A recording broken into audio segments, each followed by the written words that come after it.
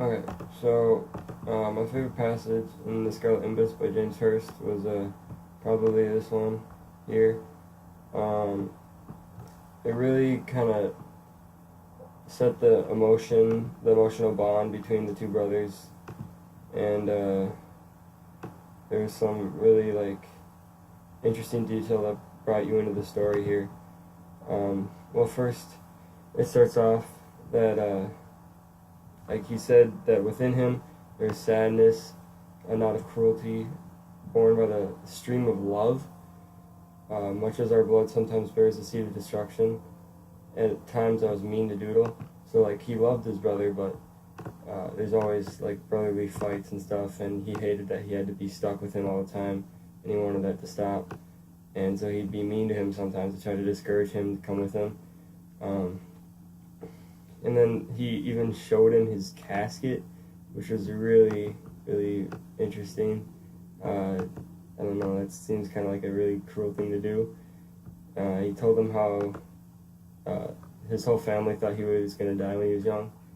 And then here it describes and goes into detail on what you think would be in a barn attic has a tombstone in it.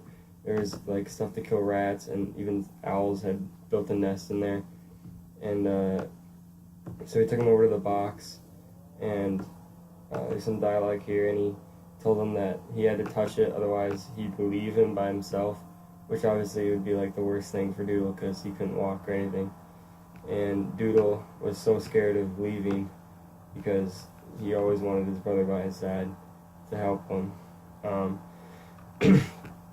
So eventually he was persuaded into touching the coffin, and obviously he was scared, he was trembling, he reached out, and then, kind of funny, an owl flapped out of the box and startled them, scaring them, and covering them with all that rat killing stuff.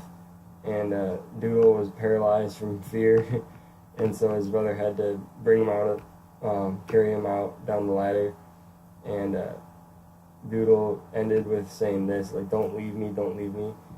He never wanted to be alone because he was so scared of the world.